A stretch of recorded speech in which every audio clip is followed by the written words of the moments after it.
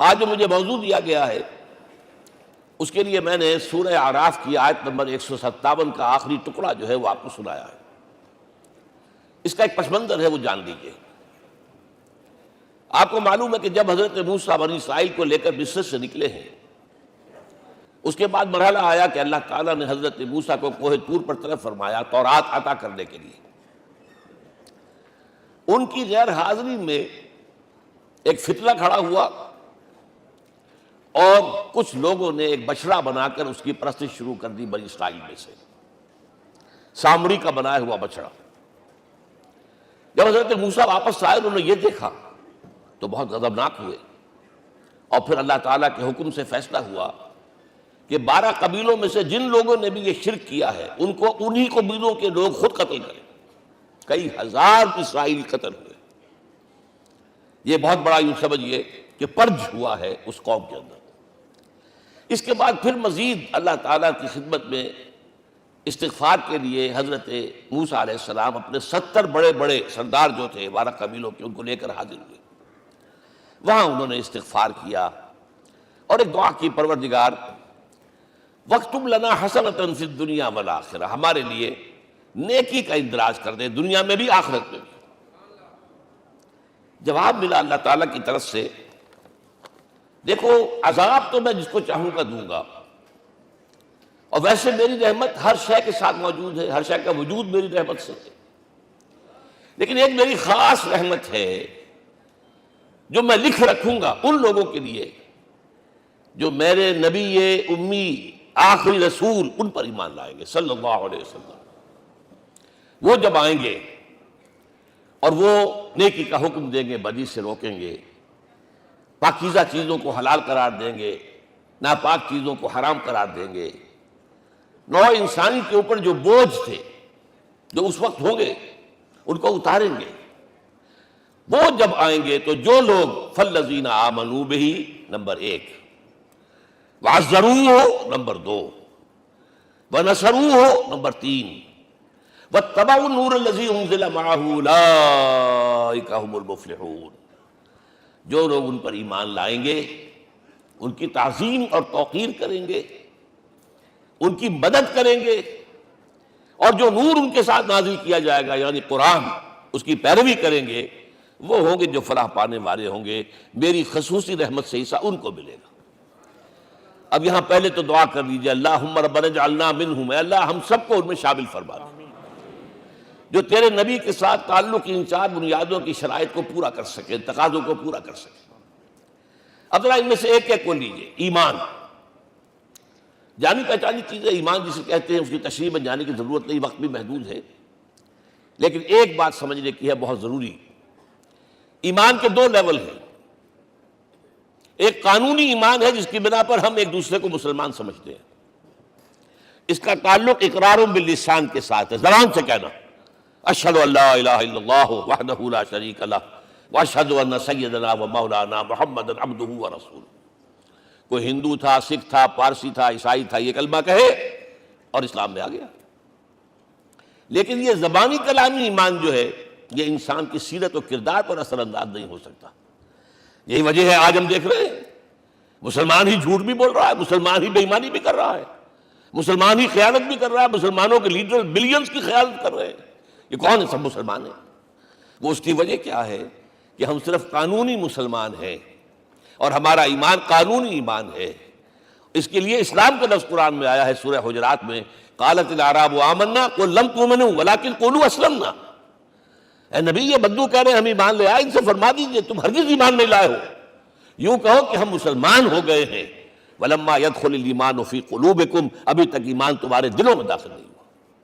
بہرحال اللہ کا شکر ہے اس نے ہمیں مسلمانوں میں پیدا کر دیا، ورنہ ہمیں سے کتنے ہوتے اگر کہیں اور پیدا ہو گئے ہوتے تو نعمت اسلام سے بھی ہم بہرہور ہو سکتے، کیا کہہ سکتے۔ اصل ایمان ہے جب وہ دل میں داخل ہو جائے، یقین بن جائے۔ اسی لیے بچپن میں یاد کیا ہوگا ایمان مجمل، آمنت باللہ کما ہوا باسمائہ و صفاتہ وقبلت جمیع احکامہ اقرار باللسان و تصدیق بالقلب۔ جب تصدیق بالقلب ہوگی تو اب اس کے تقاضے جو ہیں عملی پیدا ہوں گے۔ ان تقاضوں میں سے ایک میں 2 حدیثوں کے حوالے سے آپ کے سامنے رکھ رہا ہوں۔ پہلی حدیث حضرت عبداللہ بن عمرو بن العاص رضی اللہ تعالی عنہما سے مروی ہے، لا یؤمن احدکم حتی یکون ہواہ تبعا لما جئت بہ، دیکھو تم میں سے کوئی شخص مومن نہیں ہو سکتا جب تک کہ اس کی خواہش نفس تابع نہ ہو جائے اس شریعت کے، اس قانون کے، اس ہدایت کے جو میں لے کر آیا ہوں۔ اگر عملاً تابع نہیں ہوئے تو حقیقتاً مومن نہیں ہو۔ دل میں جھانکو، Do I really believe that Muhammad is the Prophet of Allah? Do I really believe that Quran is the word of God? کبھی جھانکیے گا اندر، جواب ملے گا صحیح آپ کو۔ کیا کنوکشن ہے؟ کنوکشن ہو اور پھر حضور کی پیروی نہ ہو، حضور کے احکام کی پابندی نہ ہو، اللہ کے قوانین کی پابندی نہ ہو، کیسے ممکن ہے؟ حضور تو فرماتے ہیں صلی اللہ علیہ وسلم، ایک ایسی بد اخلاقی اور کج خلقی پر صرف اسے کوئی گناہ کبیرہ بھی نہیں کہیں گے۔ فرمایا ایک مرتبہ واللہ لا یؤمن، واللہ لا یؤمن، واللہ لا یؤمن، خدا کی قسم فلاں شخص مومن نہیں ہے، خدا کی قسم فلاں شخص مومن نہیں ہے، خدا کی قسم فلاں شخص مومن نہیں ہے۔ صحابہ کانپ گئے، کون بدبخت ہے جس کے بارے میں فرمایا جا رہا؟ پوچھا گیا من یا رسول اللہ؟ جواب سنیے اور اپنے غریبانوں میں جھانکیے۔ وہ شخص الذی لا یامن جارہ بوائقہ، وہ شخص جس کی شرارتوں کی وجہ سے اس کا پڑوسی چین میں نہیں ہے، امن میں نہیں ہے، وہ مومن نہیں ہے، خدا کی قسم نہیں ہے، خدا کی قسم نہیں ہے۔ کیسے علیحدہ کر لیں گے اس ایمان کو اعمال سے اور ایمان کو اخلاق سے؟ آگے چلیے، وہ جو حدیث حضرت ابو ہریرہ سے، اور یہ متفق علیہ ہے، صرف بخاری کی نہیں ہے، بخاری جمع مسلم۔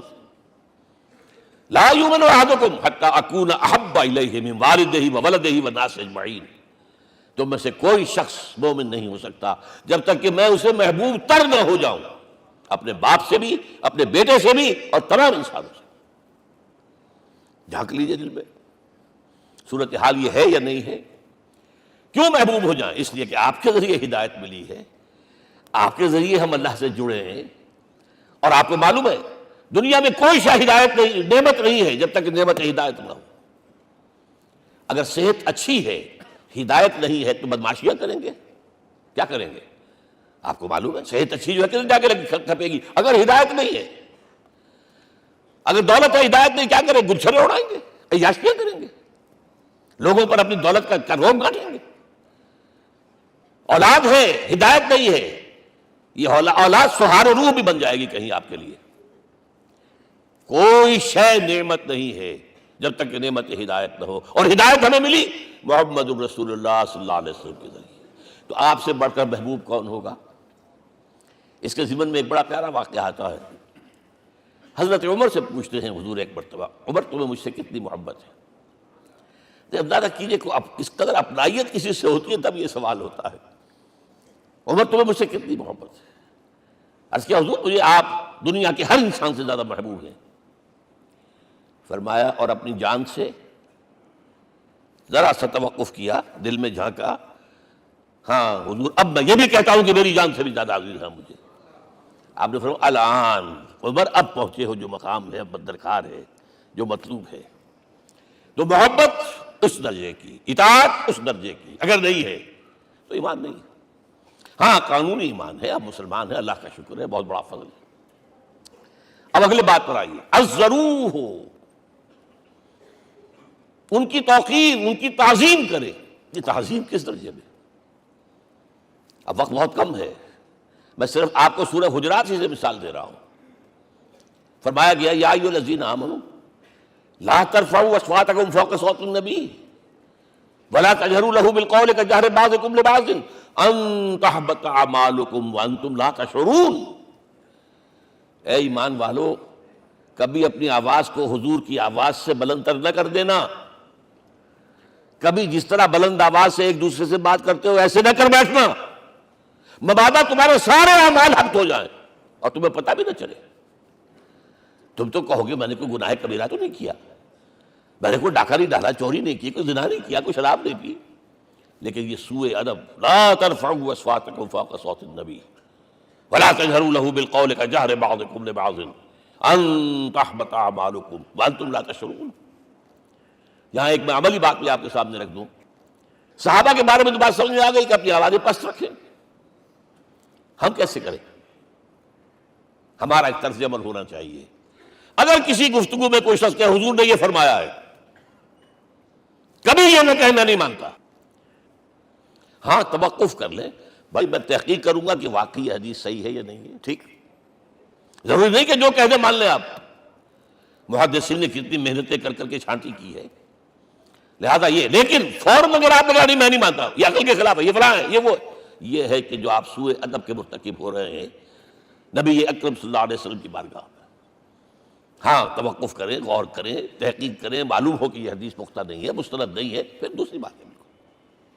اور یہ جان لیجئے ہمارا جو معاشرہ ہے اس کا ایک قانونی جو ہے احاطہ ہے. یہ بھی سورہ حجرات کی پہلی آیت ہے، یا ایھا الذین آمنوا لا تقدموا بین یدی اللہ ورسولہ. اللہ اور اس کے رسول کے احکام کا دائرہ ہے، اس کے اندر اندر رہو، باہر نہیں نکل سکتے.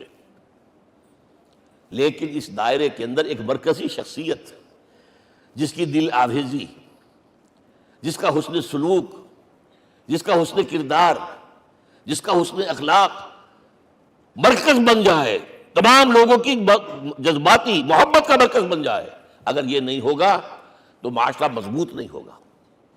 بحث قانون اور دستور پر معاشرہ مضبوط نہیں ہوتا. کسی شخصیت، اب آپ کو معلوم ہے آخر ہندوستان کے معاشرے میں گاندھی کا ایک مقام ہے کہ نہیں ہے؟ آخر یہ سارا معاملہ چل رہا ہے اسی کے گرد کے نہیں؟ ماؤ زیدونگ کے معاملہ ہے کہ نہیں ہے؟ یہ سارا معاملہ دنیا میں عام لوگ کہہ دیتے، ریشنلسٹ لوگ، کہ ان چیزوں کی کیا ضرورت ہے؟ بھائی قانون دیکھنا چاہیے، دستور دیکھنا چاہیے، حکم دیکھنا نہیں. بھائی جذباتی وابستگی کہ ایک ہستی تو ایسی ہو کہ جس کے کچھ کہنے پر فوراً زبانیں بند ہو جائیں. اور اس کا نقشہ میں سعودی عرب میں دیکھتا ہوں، اگر وہاں کے دو بدو لڑ رہے ہوں صف اور ایک دوسرے کو کھانے کو دوڑ رہے ہوں، کوئی شخص کہتے صلی علی النبی، فوراً خاموش. معلوم ہوتا ہے آگ کے اوپر کسی نے پانی ڈال دیا، خاموش، صلی علی النبی، صرف یہ کہنے سے. یہ جذباتی وابستگی اگر محمد سے نہیں ہے صلی اللہ علیہ وسلم تو آپ کا معاشرہ کبھی مضبوط نہیں ہوگا. یہ مرکزی شخصیت، یہ مرکز ہے. اسی لیے ان کے احترام کا یہ درجہ ہے، کیونکہ اس سے کیا ہوگا؟ تمہارا شیرازہ بکھر جائے گا. اگر ان کے ساتھ جذباتی محبت نہیں ہوگی تو تمہارا شیرازہ بکھر جائے گا. یہ آیا معاملہ. اب میں آپ کو بتانا چاہتا ہوں تہذیب. ہمارے ہاں اصل میں بدقسمتی سے ہم سیرت کی تقریریں کرتے ہیں، حضور کی عظمت بیان کرنے کی کوشش کرتے ہیں. کچھ لوگ تو خیر حضور کی زلفیں ہیں، حضور کی آنکھیں ہیں، حضور کی کملی ہے، حضور کا سایہ نہیں تھا وغیرہ، یہ باتیں اپنی جگہ ہیں، ہر چیز ٹھیک ہے. لیکن یہ جان لیجئے حضور کی اصل عظمت ایک نبی اور رسول کی حیثیت سے ہے، اور وہ شے وہ ہے جہاں جبرائیل کے بھی پر جل رہے ہیں. اس کی حقیقت کون جانتا ہے؟ میں ایک مثال دے رہا ہوں آپ کو کہ حضور 100 میں وصال رکھا کرتے تھے. آج روزہ رکھا، شام کو افطار نہیں کیا، وہ رات کو چل رہا ہے روزہ، اگلے روز پھر وہ کنٹینیو کر رہا ہے شام تک. 2 دن کا 100 میں وصال، 3 دن کا بھی رکھتے تھے. صحابہ نے اجازت چاہی، حضور ہمیں بھی اجازت دے دیں. نہیں، آج کے حضور آپ تو رکھتے ہیں، ہمیں منع کرتے ہیں. اب سنیے، ایکم مثلی، تمہیں سے کون ہے مجھ جیسا؟ ابھی تو اندر ربی، میں تو اپنے رب کے پاس رات گزارتا ہوں. ہوا یطعمنی ویسقین، وہ مجھے کھلاتا اور پلاتا ہے. کیا سمجھیں گے ہم؟ کیا ہماری سمجھ میں آئے گا؟ یہ معاملہ نبوت کے جو اسرار و رموز ہیں، ان کا جو مقام اور مرتبہ ہے، وہ کوئی نبی پہچان سکتا، غیر نبی تو پہچان ہی نہیں سکتا. ایک ڈاکٹر کا کیا مقام ہے اپنے فن میں، وہ کوئی ڈاکٹر ہی سمجھ سکے گا نا، غیر ڈاکٹر کہاں سمجھے گا؟ اور حقیقت میں وہی سمجھے گا جو اس سے بھی اوپر کا ڈاکٹر ہے. نیچے والا تو نہیں سمجھ سکتا. جو کمتر ہے وہ تو صرف اوپر دیکھے گا اللہ اللہ خیر صلی اللہ، جو اوپر ہے اور ظاہر ہے محمد سے اوپر کوئی نہیں صلی اللہ علیہ وسلم. یہی وجہ دیکھیے شیخ سعدی کو کیا کہنا پڑا،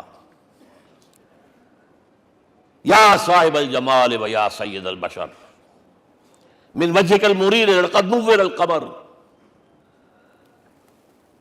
لا يمكن الثناء كما كان حقه بعد خدا بزرگ توئی قصہ مختصر. اے محمد صلی اللہ علیہ وسلم، آپ کی ثنا جیسے کہ حق ہے ہو ہی نہیں سکتی. غالب اس سے بھی آگے گیا ہے، میں بات ابھی آپ کو سناتا ہوں شعر اس کا. آپ کی ثنا کا حق ادا ہو ہی نہیں سکتا، بس ہم یہ جانتے ہیں اللہ کے بعد آپ کا مقام. غالب جو آگے گیا ہے کہتا ہے غالب ثنا خواجہ بیزداں گذاشتیم کہاں ذات پاک مرتبہ دان محمد است. اے غالب ہم نے تو حضور کی ثنا تو اللہ کے حوالے کر دی ہے، اس لیے کہ وہی ذات پاک جانتا ہے مرتبہ محمد کا کیا ہے صلی اللہ علیہ وسلم. ہم بیان کرنے کی کوشش کریں گے تو توہین کر بیٹھیں گے. ایک لطیفہ ہے، ایک بیچارہ کوئی دیہاتی کہیں پھنسا ہوا تھا کسی جگہ، تھکا ہوا چل رہا تھا، ڈپٹی کمشنر صاحب جا رہے تھے، کار میں بٹھا لیا. اب اس نے کہا پتر تینوں اللہ پٹواری کرے. اب اس غریب کے جو ہے اس کے ذہن میں تو پٹواری سے اوپر تو کچھ ہے ہی نہیں. اس کے قلم سے جو ہے ادھر کا انتقال ادھر ہو گیا، ادھر کی زمین ادھر چلی گئی. تو ڈی سی کو وہ تعریف کر رہا ہے اپنے سمجھ کے مطابق پٹواری کرے. تو ہم کہیں پٹواری والا معاملہ نہ کریں. ہاں ایک پہلو ایسا ہے جس کے حوالے سے حضور کی عظمت ہماری سمجھ میں آئے گی. حضور ایک انسان کی حیثیت سے کیا تھے، ایک باپ کی حیثیت سے آپ کا کیا طرز عمل تھا. ذرا یاد کیجئے، جگر گوشہ رسول حضرت فاطمہ بطول رضی اللہ تعالیٰ عنہ وہ حاضر ہوتی، ابا جان دیکھیے چکی پیس پیس کر یہ گھٹے پڑ گئے میرے ہاتھ میں، کہ کنویں سے پانی لاتی ہوں، مشکیزیں کہ یہاں پر بدیاں پڑ گئی. حضور اب تو عام لوگوں پر بھی آسانیاں ہیں، لوگوں کے ہاں غلام آ گئے ہیں، کنیزیں آ گئی ہیں، مال و دولت آ گئی ہے. مجھے بھی کوئی غلام کنیز عطا ہو جائے.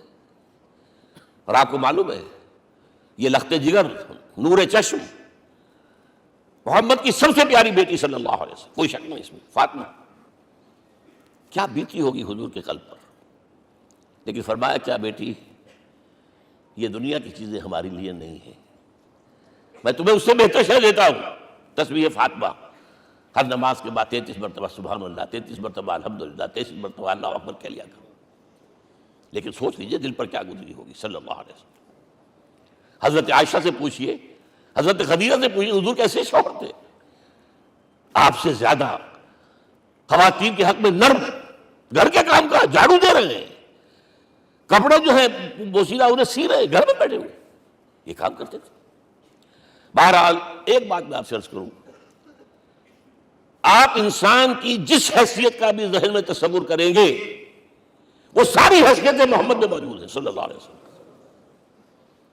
محمد حاکم کی حیثیت سے بھی ہیں، محمد سب سالات کی حیثیت سے بھی ہیں، محمد قاضی القضات بھی ہیں، محمد ہیڈ آف دی اسٹیٹ بھی ہیں، محمد بیویوں والے بھی ہیں، اولاد والے بھی ہیں، محمد 5 وقتہ امام بھی ہیں، جمعہ کے خطیب بھی ہیں، مدرس قرآن بھی ہیں، مربی بھی ہیں، مزکی بھی ہیں، اور ہر میدان میں بلند ترین مقام. کوئی ایسی جامع شخصیت ملے گی؟ ہمارے ہاں تو حال یہ ہے کہ جو خطیب صاحب ہوتے ہیں وہ 5 وقتہ نماز کیسے پڑھا سکتے ہیں؟ ان کا تو اونچا مقام ہے. 5 وقتہ نماز کے لیے تو علیحدہ چاہیے امام آپ کو. اور وہاں بھی ایک امام سینئر ہوگا، وہ عشاء مغرب اور فجر پڑھائے گا، ایک جونیئر ہوگا بیچارہ وہ جو خاموش نماز ہے وہ پڑھائے گا. 5 وقتہ نماز پڑھا رہے ہیں محمد صلی اللہ علیہ وسلم، اور خطیب بھی وہی ہے، مربی بھی وہی ہے، مزکی بھی وہی ہے. ہمارے ہاں جو لوگ تزکیہ نفس کے میدان میں ہیں وہ پھر جماعت کبھی نہیں کراتے، کبھی نہیں دیکھا ہوگا آپ نے کسی صاحب کو کراتے ہوئے. یہ جامعیت جو ہے، جامعیت کبریٰ. میں صرف ایک بات کہا کرتا ہوں، ایک اعتبار سے حضور کا اسوہ نامکمل ہے. آپ مجھے سوء ادب کا مرتکب نہ قرار دے دیں. وہ اسوہ کیا ہے؟ عورت کے لیے اس کی اپنی نسوانی زندگی کے لیے اسوہ آپ میں نہیں ہے. آخر نصف انسانیت ہے، اسے بھی اسوہ چاہیے. یہ ہے جس کی وجہ سے حضور نے شادیاں کی ہیں زیادہ. خواتین کے لیے اسوہ حضور کے ازواج مطہرات ہیں، اور ان میں سب سے بڑھ کر جو بالکل یوں سمجھیے کہ آغاز کے اندر نوجوانی میں آ گئی ہیں حضور کی خدمت میں، نہایت ذہین و فطین. انہوں نے پھر عورت کی زندگی کے لیے حضور کا جو طرز عمل تھا وہ انہوں نے بیان کیا نا. اس لیے سورہ احزاب کے اندر اس کا تذکرہ ہے، جہاں یہ آتا ہے لقد کان لکم فی رسول اللہ اسوۃ حسنہ، وہیں پر یا نساء النبی لستن کاحد من النساء، اے نبی کی بیویوں تم عام عورتوں کے مانند نہیں ہو، تمہیں تو اسوہ بننا ہے امت کے لیے. اب اسے اگلا قدم میں بڑھا رہا ہوں آگے، اور اس کے ساتھ جڑ جائے گی تیسری بات۔ تیسری بات کیا ہے؟ وَنَصَرُوهُ، اس کی مدد کریں صلی اللہ علیہ وسلم۔ پہلی بات تو یہ نوٹ کیجئے، حضور انتہائی غیور انسان تھے، انتہائی غیور۔ یہ کہا جاتا ہے کہ اگر حضور گھوڑے اس میں سوار ہوتے تھے اونٹ پر، اور آپ کا کوڑا نیچے گر گیا، تو آپ یہ کسی سے نہیں کہتے تھے کہ ذرا یہ میرا کوڑا مجھے پکڑا دینا، یہ بھی گوارا نہیں تھا۔ آپ اونٹ بٹھا کر نیچے اتر کر اپنا کوڑا خود اٹھاتے تھے۔ کسی سے اپنے ذاتی کام کے لیے کوئی مدد مانگنا امکان ہی نہیں۔ بلکہ ایک واقعہ تو وہ ہے، جب بھی میں تذکرہ کرتا ہوں میری آنکھوں میں آنسو آ جاتے ہیں۔ یہ ہجرت کے وقت کا واقعہ ہے۔ آپ کو معلوم ہے حضور نے تمام مسلمانوں کو مکے سے جانے کی اجازت دے دی، چلے جاؤ مدینے، چلے جاؤ مدینے، آپ خود تھے موجود، اس لیے کہ رسول اپنے مقام کو نہیں چھوڑ سکتا وداؤٹ ایکسپریس پرمیشن فرام اللہ سبحانہ وتعالی۔ اب حضرت ابوبکر پوچھ رہے ہیں حضور اجازت آ گئی؟ نہیں آئی، آ گئی نہیں آئی، دن گزر رہے ہیں۔ حضرت عائشہ کی روایت ہے کہ ایک روز ہم نے دیکھا دوپہر کے وقت آ رہے ہیں حضور، کپڑے سے اپنا سر جو ہے ڈھانپا ہوا ہے۔ عرب میں دوپہر کے وقت وزٹ کرنا جو ہے یہ ان کے خلاف دستور ہے، ان کی تہذیب کے خلاف، یہ قیلولے کا وقت ہوتا۔ تو حیران ہوئے، آتے ہی فرمایا ابوبکر ہجرت کی اجازت ہو گئی۔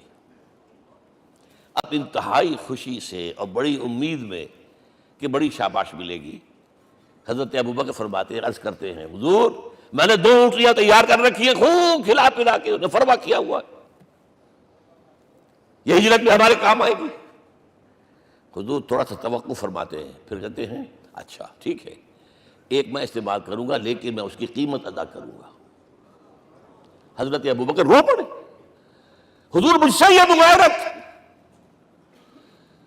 شاید کے طرح آپ کے ساتھ رہنے والا، اس سے یہ مغایرت، ذرا سے اشارے پر اپنی کم سن بیٹی پیش کر دی نکاح کے اندر، اس سے یہ مغایرت، رو پڑے۔ لیکن حضور کی اپنی غیرت تھی، میں قیمت دوں گا۔ اب بتائیے مدد کا کے لیے درکار تھی؟ مدد تھی ان کے مشن کے لیے۔ مشن 2 حصوں میں تھا، اس کو جانیے، آج کچھ علمی باتیں آ رہی ہیں۔ حضور کے مشن کے 2 حصے، ایک ابتدائی جو تمام انبیاء اور رسول کا تھا، ایک تکمیلی جو صرف محمد کا صلی اللہ علیہ وسلم۔ ابتدائی کیا ہے؟ اللہ کی طرف دعوت، تبلیغ۔ جو دعوت قبول کر لیں ان کے لیے بشارت، بشیر کہ تمہارے لیے آخرت میں جنت ہے، نعمتیں ہیں۔ رد کر دیں ان کے لیے نذیر، خبردار کرنے والے، جہنم کے لیے تیاری کر لو۔ داعی اللہ، اللہ کی طرف بلانے والے، سراجا منیرا، روشنی کے چراغ۔ یہ حیثیتیں مشترک ہیں تمام انبیاء کرام۔ تمام انبیاء بشیر بھی تھے، نذیر بھی تھے، داعی بھی تھے، سراج منیر بھی تھے، اگرچہ ان تمام حیثیتوں میں بھی حضور کا سب سے اونچا مقام علیحدہ نمایاں ہے، لیکن حیثیتیں بنیادی طور پر مشترک۔ ایک حیثیت تکمیلی، اور وہ کیا ہے؟ اے نبی جو دین آپ کو دیا گیا ہے صرف تبلیغ نہیں، صرف تعلیم نہیں، اس کو قائم کر کے دکھاؤ ایک نظام زندگی کی حیثیت سے۔ 3 مرتبہ قرآن میں یہ الفاظ حضور کے لیے آئے ہیں، هو الذی ارسل رسولہ بالہدی ودین الحق لیظہرہ علی الدین کلہ۔ 3 دفعہ سورہ توبہ میں یہ الفاظ آئے، سورہ صف میں یہ الفاظ آئے، سورہ فتح میں یہ الفاظ آئے۔ وہی اللہ جس نے بھیجا ہے اپنے رسول کو صلی اللہ علیہ وسلم، الہدا قرآن حکیم، ہدایت کاملہ، اور نمبر 2 دین حق۔ یہ 2 چیزیں دے کر بھیجا، کس لیے؟ تاکہ اس دین کو غالب کرے پورے نظام زندگی پر۔ یہ معاملہ ذرا سوچئے، اور یہ حضور کے لیے 3 دفعہ، اور کسی اور نبی کے لیے 1 دفعہ بھی نہیں۔ قرآن مجید کے اس نقطے کو ذہن نشین کر لیجیے۔ اصل میں یہ کیا ہے؟ اسے ہم یوں کہیں گے، ایک ہے نبوت و رسالت، ایک ہے تکمیل نبوت و رسالت۔ ہمارے ہاں ختم نبوت کے اوپر تو زور دیا گیا ہے، اور صحیح دیا گیا ہے، ایمان کا ہمارا جز ہے۔ حضور کے بعد کسی نے بھی دعویٰ کیا نبوت کا، وہ جھوٹا کذاب دجال، جس نے مانا وہ بہرحال دائرہ اسلام سے خارج ہے، اور جو بھی کچھ ہوا کرے وہ۔ یہ چونکہ قانونی بات تھی اس لیے اس کا حق ادا کیا علماء کرام نے، واقعہ یہ ہے کہ اس میں کوئی کمی نہیں رکھی، لیکن حضور کی فضیلت اس میں نہیں ہے۔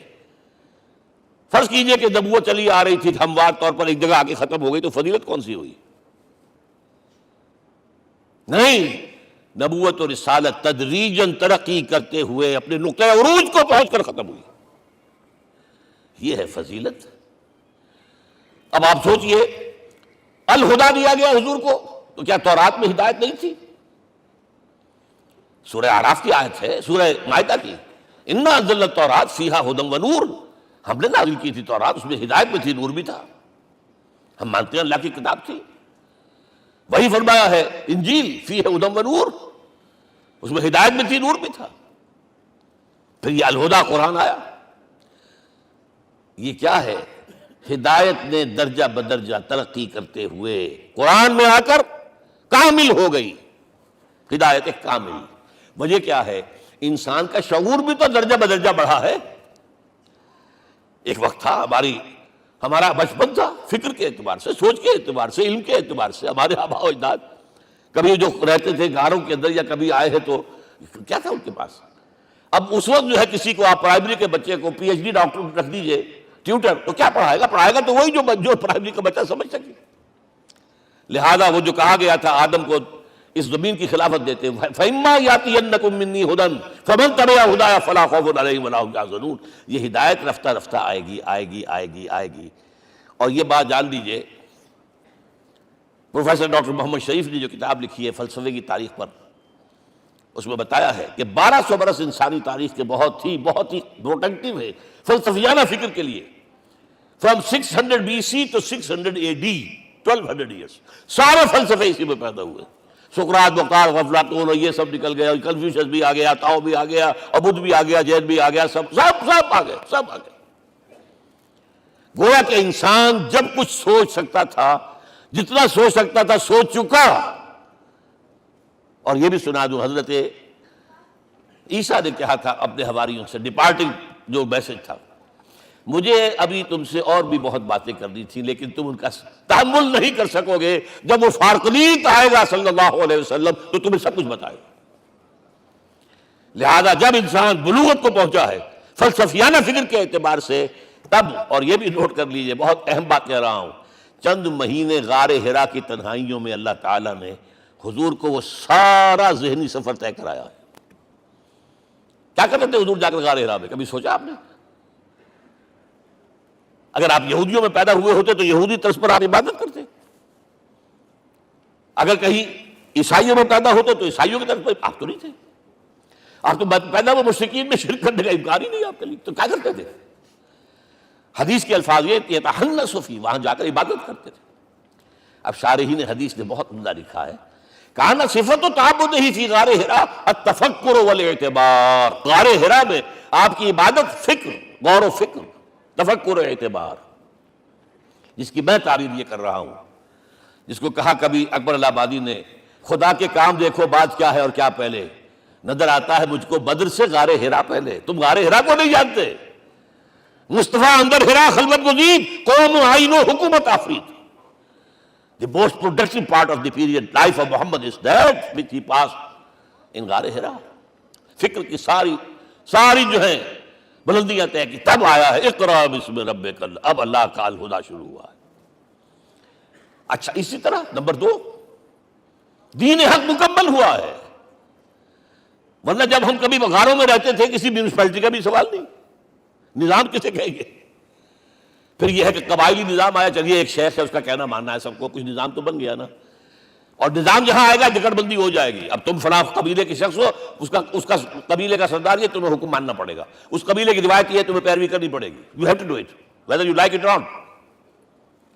پھر آپ کی سٹی اسٹیٹس وجود میں آئی، پھر امپائرز وجود میں آ گئے، 400-500 برس سے رومن امپائر، 400-500 برس سے ایرانین امپائر عرب کے اوپر ایسے تھی جیسے افغان کے سر کے اوپر بہت بڑا جو ہے پگڑ رکھا ہوتا ہے، کتنا بڑا ہوتا ہے۔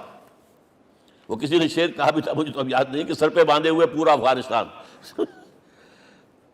میرا خیال ہے ضمیر جعفری۔ تو کیا تھا یہ جزیرہ نما عرب، یہ جزیرہ کہلاتا ہے، الجزیرہ، اس لیے کہ نیچے آپ کو معلوم ہے بحیرہ عرب ادھر جو ہے خلیج آ رہی ہے آخر تک، ادھر سے بحیرہ قلزم جا رہا ہے، اور پھر خلیج عقبہ آ گئی ہے، تو یہ سارا جو ہے جزیرہ نما ہے، اس سے پیننسولا۔ لیکن عرب کے اوپر دو اور ہیں، عراق عرب، شام عرب۔ عراق عرب پر قبضہ ایران کا، شام عرب پر رومیوں کا۔ اور جب یہ سلطنتیں بن گئیں تو گویا کہ انسان شکنجے میں آ گیا۔ ظلم، محنت کرے کسان، عیش کرے جاگیردار، اور بادشاہ محل بنائے، لگان وہاں سے آ رہا ہے۔ از جفائے دے خدایاں کشتے دہقانہ خراب، کرگے پر بیٹھا ہوا کوئی کھدر بن رہا ہے، ٹیکس دو۔ بادشاہ محل بھی بنائے گا، یاشیاں بھی کرے گا، سارا نسوانی حسن جو ہے کوہ قاف کا لے آئے گا اپنے ہاں، اور پھر فوج بھی رکھے گا، ذرا تم نے گردن اٹھائی تو تمہاری سرکوبی کرنے کے لیے فوج تیار ہے۔ یہ جب جکڑ بند آئی ہے انسان پر، تب محمد کو بھیجا گیا ہے، ڈیلیبریٹر، اسے آزاد کرانے والا، دین حق دیا گیا۔ یہ دین حق قرآن مجید میں اسی لیے کہا گیا، یہ میں کہہ رہا ہوں تکمیل رسالت النبوت۔ الیوم اکملت لکم دینکم واتممت علیکم نعمتی ورضیت لکم الاسلام دینا۔ آج میں نے تمہارے لیے تمہارے دین کو کامل کر دیا ہے، یہ مکمل نظام زندگی ہم نے دیا ہے، پہلے تھا ہی نہیں۔ لہذا کسی اور نبی سے یہ نہیں کہا گیا کہ اس کو غالب کرو، میں نے آپ کو بتا دیا کہیں نہیں ہے، نہ نوح، نہ ہود، نہ صالح، نہ ابراہیم، نہ موسیٰ، نہ عیسیٰ، کوئی بھی نہیں۔ اور حضور سے کہا گیا یہ دین اب غالب کرو۔ اگر صرف تم کتاب میں لکھ کر دے جاؤ اور اس کے مثال پیش نہ کر سکو، دنیا کہے گی بہت اچھی شاعری ہے۔ آج بھی آپ کو معلوم ہے دی ریپبلک کتاب زندہ ہے، لیکن آج تک ایک دن کے لیے بھی وہ نظام کہیں قائم ہوا ہے؟ ہم یہی کہیں گے کہ ٹھیک ہے یہ جو ہے ایک خواب ہے، اللہ اللہ سر، اس کے سوا کیا یوٹوپیا ہے، اس نظام کو قائم کر کے دکھاؤ۔ اب آپ اس کو اینالائز کر لیجئے، اچھی طرح سمجھ لیجئے۔ It was the revolutionary role which was assigned to محمد صلی اللہ علیہ وسلم۔ نظام کو بدلنا، اسی کا نام تو انقلاب ہے، انقلاب اسے کہتے ہیں۔ دنیا میں دو نظام ایک جگہ نہیں ہو سکتے، مذہب 100 بھی ہو سکتے ایک جگہ۔ مذہب لمیٹڈ ہے، آپ کی ذاتی زندگی، آپ کے کچھ عقائد ہیں، کچھ عبادات ہیں، کچھ رسومات ہیں، کچھ سوشل رائٹس ہیں، یہ ہے بس۔ تو یہ تو 100 بھی دے کین کو ایگزسٹ۔ امریکہ میں کتنے ہیں؟ مسلمان گئے مسجدیں بنا لی ہیں، ہندو گئے مندر بنا لیے ہیں، سکھ گئے ہیں ان کے گردوارے بنے ہوئے ہیں، صلواتیں یعنی یہودیوں کے عیسائیوں کے تو بے شمار ہے ہی ہیں، لیکن ہے ہمہ مذہب۔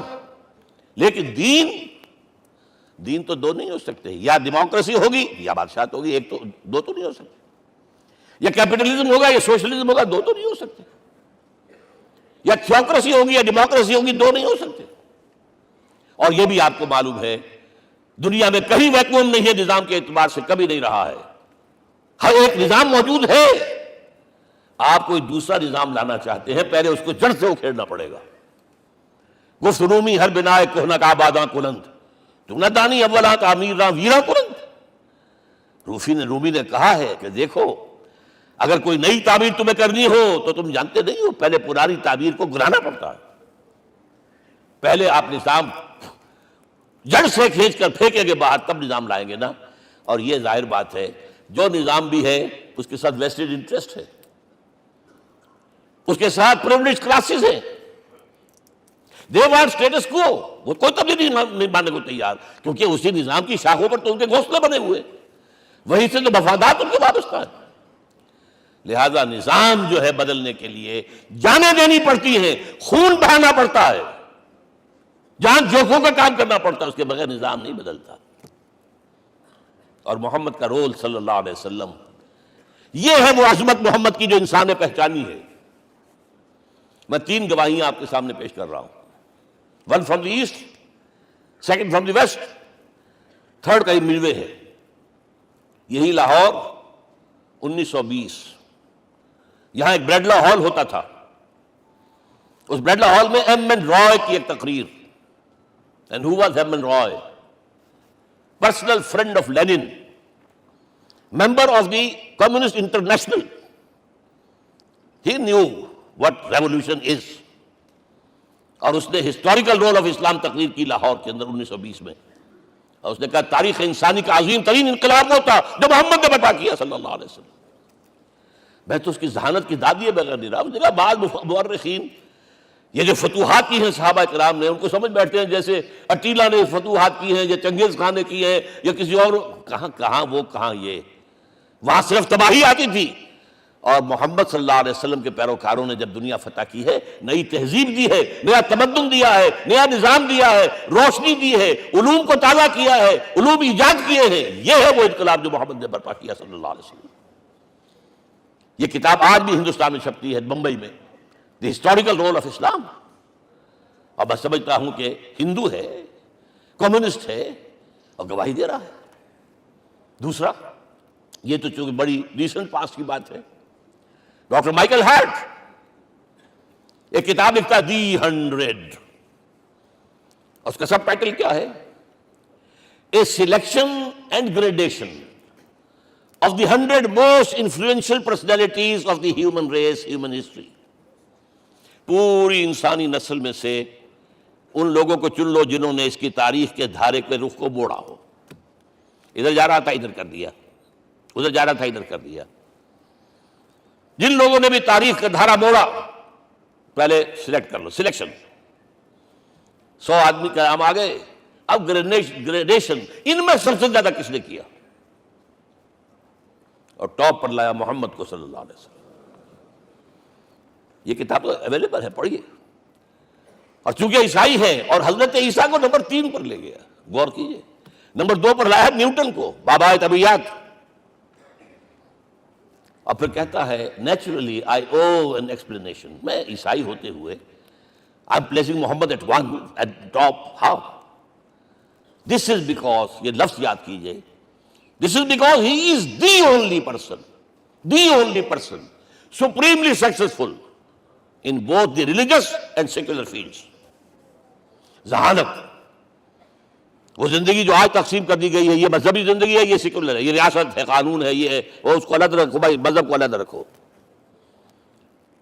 وہ کہتے ہیں کہ یا تو مجھے ملتا کہ وہ آدمی جو ادھر اونچا ہے تو دوسری طرف نیچا ہے، کچھ بھی نہیں. ادھر اونچا ہے تو ادھر کچھ نہیں.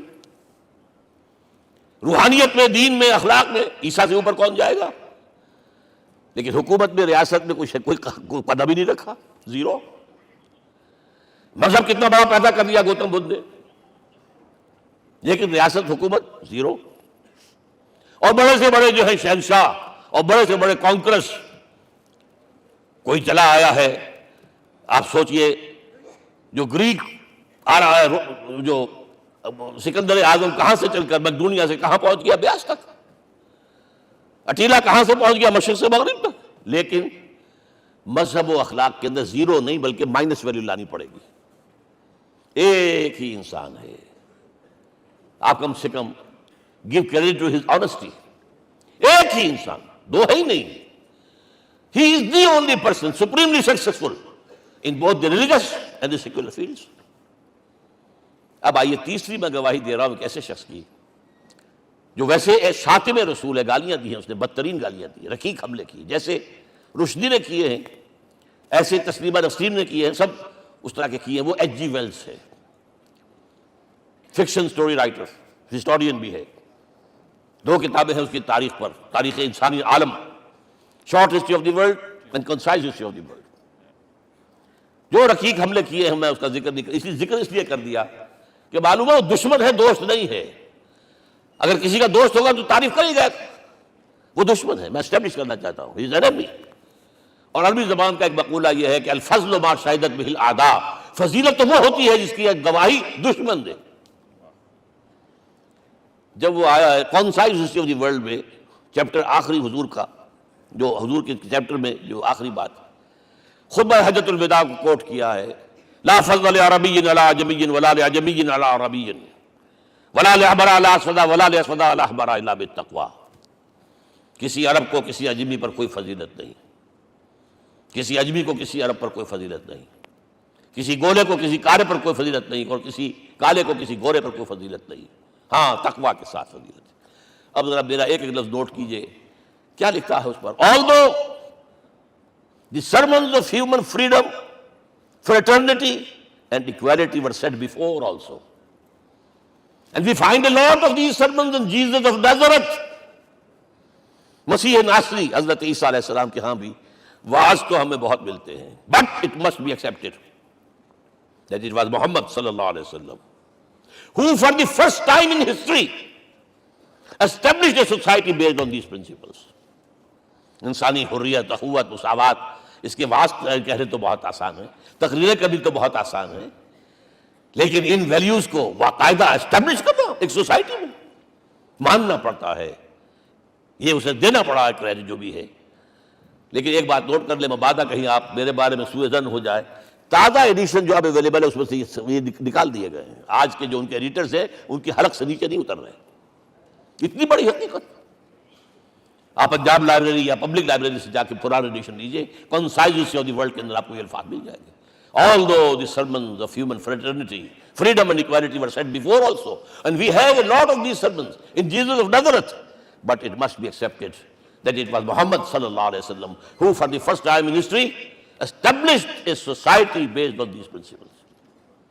اب یہ جو مشن میں نے آپ کے سامنے رکھا, ایک بنیادی مشن قرآن کی تبلیغ کرو, تبلیغ کرو, تبلیغ کرو, تبلیغ کرو. یا ایھا رسول بلغ ما انزل الیک من ربک وان لم تفعل فما بلغت رسالتہ. نمبر 2, جو دین حق دیا اسے غالب کرو, قائم کرو, نافذ کرو, اس کی مثال پیش کرو دنیا کے سامنے. ان دونوں میں مدد درکار تھی محمد رسول اللہ کو. جیسے حضرت مسیح نے کہا تھا, وَإِذْ قَالَ عِيسَىٰ ابْنُ مَرْيَمَ لِلْحَوَارِيِّينَ مَنْ أَنصَارِي إِلَى اللَّهِ, کون ہے میرا مددگار اللہ کی راہ میں. جیسے کہ اللہ فرماتے سورہ حدید میں, بڑی پیاری آیت ہے, بڑی ریولوشنری آیت ہے, بلکہ میں لفظ استعمال بڑی ننگی انقلابی آیت ہے قرآن مجید کی. اتنا صاف اللہ تعالیٰ ہی سچ بول سکتا ہے, کوئی اور تو ضرور کہیں نہ کہ اس کے اوپر کوئی کپڑا ڈال کے بات کرے گا. آیت نمبر 25 آف سورۃ الحدید, لقد ارسلنا رسلنا بالبینات, ہم نے اپنے رسولوں کو بھیجا واضح نشانیوں کے ساتھ, معجزات کے ساتھ. وانزلنا معهم الکتاب والمیزان, ان کے ساتھ کتاب اتاری, شریعت اتاری, میزان اتاری, نظام اتارا. لیقوم الناس بالقسط, تاکہ لوگ عدل پر قائم ہوں. اس لیے کتاب کیوں بھیجی, رسول کیوں بھیجے, نبی کیوں بھیجے, وحی کیوں بھیجی, تاکہ لوگ عدل پر قائم ہوں. یہ اس سے بڑی آیت کوئی ہوگی؟ عدل اجتماعی, سوشل جسٹس. اب اگلا ٹکڑا پڑھیے, وانزلنا الحدید, ہم نے لوہا بھی اتارا ہے, فیہ باس شدید, اس سے اسلحہ بنتا ہے, جنگی قوت ہے. وَلِيَعْلَمَ اللَّهُ مَن يَنصُرُهُ وَرُسُلَهُ بِالْغَيْبِ, اور اللہ دیکھ لینا چاہتا ہے کون ہے اس کے وفادار بندے جو لوہے کی طاقت کو ہاتھ میں لے کر اللہ اور اس کے رسول کی مدد کرتے ہیں. دین اللہ کا, اسے قائم کرنا اللہ کی مدد ہے, اسے قائم کرنا محمد کا فرض ہے, اس کے جد و جہد کرنا محمد کی مدد ہے صلی اللہ علیہ وسلم. یہ تھی نصرت. اور یہ نصرت آپ کو معلوم ہے حضور کی زندگی میں صحابہ نے کرام نے کی ہے کہ نہیں کی؟ جو شخص ایمان لایا فوراً داعی بن گیا, فوراً. ابو بکر ایمان لائے, اور 6 جو ہیں عشرہ مبشرہ میں سے چوٹی کے صحابہ, وہ ان کی دعوت پر ایمان لائے. سعد بن ابی وقاص, طلحہ, زبیر, عثمان, سعید بن زید, یہ سب کون ہیں؟ حضرت ابو بکر کی دعوت. نوجوان ہیں, مصعب بن عمیر کو گھر سے نکال دیا چچا نے, اور برہنہ کر کے نکالا ہے کم وقت نے, اس لیے کہ باپ مر گیا تھا, بہت دولت چھوڑ گیا تھا, ماں نے بڑے ناز و نام میں پالا تھا. کہتے ہیں 200 درہم کا جوڑا اس کا بن کر آتا تھا شام سے, جیسے کبھی ہم کہتے تھے کہ پنڈت نہرو کے کپڑے جو ہے پیرس سے سی کر آتے ہیں. اور جہاں سے گزر جاتا تھا مصعب, اتنا اس نے لگایا ہوتا تھا عطر کے پوری گلی جو ہے وہ خوشبو سے جو ہے بھر جاتی تھی. چچا نے بلایا, تم جو یہ گلچھرے کر رہے ہو اپنے باپ کی دولت پر نہ, اور تم اسے کہتے ہو کافر, نکل جاؤ گھر سے. وہ چلنے لگے, he was a ten ager, چلنے لگے. وہ سمجھا تھا کہ میرے یہ کہنے سے اس کے تو اس کو تارے نظر آ جائیں گے, یہ فوراً جو ہے توبہ کرے گا, پلٹ آئے گا. چلنے لگے تو اسے اور غصہ ہے, یہ کپڑے بھی اسی باپ کے ہیں, اتارو. وہی اتارے کپڑے, مادرزاد برہنہ ہو کر ماں کے پاس گئے. ماں نے آنکھوں پر ہاتھ رکھا, مصعب کیا ہوا ہے؟ فرمایا امی میں موحد ہو گیا ہوں. یہ ہے توحید. اور اب جا کر حضور کے دامن میں بیت ارقم میں اب ہم وقت کارکن ہیں, قرآن اتر رہا ہے, پڑھ رہے ہیں, سمجھ رہے ہیں, قرآن اتر رہا ہے, یاد کر رہے ہیں, یاد کر رہے ہیں. اور اس کے بعد جب کہا تھا مدینے والوں نے بیت اقبہ اولا پر کہ حضور ہمارے سے آپ کی ملاقات تو سال کے بعد ہی ہوگی، درمیان میں تو آپ کو معلوم ہے خونریزی ہے، کوئی قافلہ بچ کے نہیں آ سکتا، تو اب آپ ہمیں کوئی اپنا شاگرد دیجئے۔ مصعب بن عمیر کو حضور نے کہا جاؤ ان کے ساتھ۔ وہاں ان کا نام پڑ گیا المقری، پڑھانے والا قرآن پڑھانے والا۔ 75 آدمی اگلے سال لے کر آ گیا ہے، اور اسی سے بیعت عقبہ ثانیہ ہوئی ہے، اور ہجرت کا راستہ کھل گیا۔ اور اس کو ایک دفعہ حضور نے دیکھا، مسجد کے دروازے کے سامنے سے گزر رہا تھا مصعب، پھٹا ہوا کمبل تھا جس میں لپیٹا ہوا تھا۔ حضور کی آنکھوں میں آنسو آ گئے۔ غزوہ احد میں شہید ہوا کس طرح؟ علم بردار تھا، ایک ہاتھ پر وار پڑا ہے، کٹ کے گر گیا، ایک ہاتھ سے تھاما، دوسرے پر بھی گر گیا، دونوں جو بچے ہوئے حصے تھے اس سے تھاما۔ پھر جب ختم ہو گئے، اس کے بعد جو ہے جب دفن کر رہے تھے تو حضور کے سامنے پرابلم لایا گیا۔ مصعب کے جسم پر تو کوئی کپڑا نہیں تھا سوائے ایک چادر کے، ایک دھوتی، اللہ اللہ خیر اللہ۔ اور شہید کا کفن ہوتا ہے اس کا اپنا لباس۔ حضور وہ اتنا چھوٹی ہے وہ چادر کہ پاؤں ڈھانپتے ہیں تو سر کھل جاتا ہے، سر ڈھانپتے ہیں تو پاؤں کھل جاتے ہیں۔ فرمایا سر کو ڈھانپ دو کپڑے سے اور پیروں پر گھاس ڈال دو۔ That was the last dress which Musab got۔ تو یہ لوگ جو تھے محمد رسول اللہ والذین معہ، یہ ساتھی حضور کے جنہوں نے حضور کے مشن میں آپ کا ساتھ دیا۔ اور ایک خاص مرحلے کا تو میں آپ کے سامنے ذکر ہی کر دوں، اس لیے کہ دین کی اقامت، دین کا غلبہ، اس میں تو جہاد اور قتال آئے گا لا محالہ۔ Nobody is going to allow you to change the system۔ اگر سسٹم بدلتا ہے تو اس کے ساتھ جو مفادات بدلتے ہیں وہ ختم ہو جاتے ہیں، جو پرولیجز ہیں وہ ختم ہو جاتے ہیں۔ لہذا جب غزوہ بدر کا مرحلہ آیا ہے، حضور نے مجلس شورا منعقد کی، اور آپ نے جو وہی سے آپ کو بتا دیا گیا تھا، دیکھو ایک قافلہ آ رہا ہے شمال سے، مال غنیمت سے لدا پھدا ہے، اور 50 صرف اس کے ساتھ محافظ ہیں۔ ایک لشکر آ رہا ہے جنوب سے، ریل کانٹے سے لیس، اور اللہ نے وعدہ کیا ہے کہ ایک پر ضرور تمہیں فتح دے گا، بتاؤ کدھر چلے۔ یہ اصل میں کسی بھی سپہ سالار کے لیے وقت ہوتا ہے کہ اپنے ساتھیوں کے مورال کا اندازہ کرے۔ کچھ ہوں گے ہم جیسے کمزور بھی، انہوں نے کہا کہ حضور پہلے قافلے کی طرف چلے، آسانی سے فتح بھی ہو جائے گی اور ہتھیار مل جائیں گے، ہمارے پاس تو ہتھیار بھی نہیں ہے، گنتی کے لوگوں کے پاس تلواریں بھی نہیں سب کے پاس، تو 50 آدمیوں کے ہتھیار تو ملیں گے، پھر لشکر سے نپٹ لیں۔ اب حضور کہہ رہے ہیں اشیرونی اشیرونی اشیرونی۔ حضرت مقداد بن اسود کھڑے ہوتے، حضور ہمیں موسیٰ کے ساتھی نہ سمجھیے جنہوں نے کہہ دیا تھا فَذَهَبْ أَنْتَ وَرَبُّكَ فَقَاتِلَا إِنَّا هَاهُنَا قَاعِدُونَ۔ ہم موسیٰ کے ساتھی نہیں ہیں، ہم آپ کے جانثار ہیں، آپ جو آپ کی نیت ہے آپ بسم اللہ کیجیے، ہم آپ کو کیا پتہ ہمارے ذریعے آپ کو اللہ تعالیٰ آنکھوں کی ٹھنڈک عطا فرمائے۔ حضور پھر فرمایا مجھے مشورہ دو، مجھے مشورہ دو۔ تب خیال آیا سعد ابن عبادہ رضی اللہ تعالیٰ عنہ کو، جو رئیس انصار تھے، ہو نہ ہو یہ ہماری طرف روئے سخن ہے، کیونکہ بیعت عقبہ ثانیہ جس کے نتیجے میں ہجرت ہوئی ہے اس میں طے یہ ہوا تھا کہ اگر یہ مکے والے مدینے پر حملہ آور ہوں گے آپ کو ختم کرنے کے لیے، ہم آپ کی حفاظت ایسے ہی کریں گے جیسے اپنے بیوی بچوں کی۔ اور ابھی مدینے پر حملہ ہوا نہیں ہے، حضور پری ایمپٹ کر رہے ہیں، باہر نکل کر مقابلہ کرنا چاہ رہے ہیں، تو گویا کہ انصار کور نہیں ہوتے اس کے اندر، اس لیے بار بار اشیرونی، مجھے مشورہ دو۔ اب سعد بن عبادہ کھڑے ہوتے ہیں، کانک تعنینا یا رسول اللہ صلی اللہ علیہ وسلم، اے اللہ کے رسول شاید آپ کا روئے سخن ہماری جانب ہے۔ فَإِنَّا آمَنَّا بِكَ وَصَدَّقْنَاكَ، ہم آپ پر ایمان لا چکے ہیں، ہم نے آپ کی تصدیق کی، اب ہمارے پاس چوائس کون سا ہے؟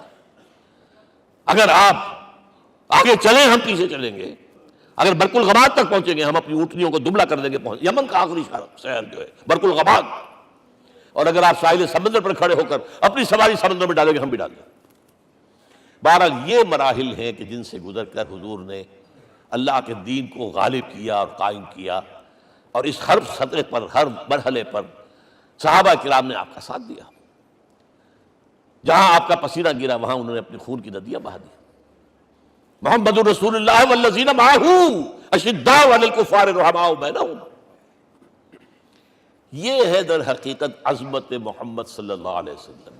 آج کے دور میں سمجھ لیجیے اچھی طرح، یہ دور جس کا کہ فاتح ہے حضور، فاتح سے مطلب افتتاح کرنے والے، اس دور میں اجتماعی نظام کی اصل اہمیت ہے۔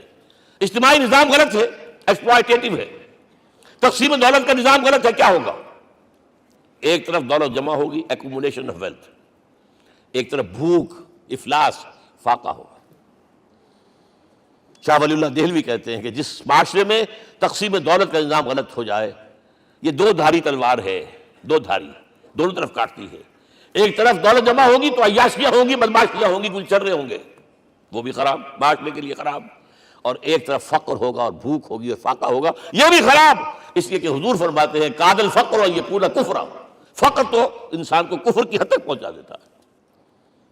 لہذا فقر کو کل نظام کو توڑنا ہوگا. یہ الفاظ شاہ ولی اللہ دہلوی رحمۃ اللہ علیہ کے، جو 12ویں صدی ہجری کے مجدد ہیں.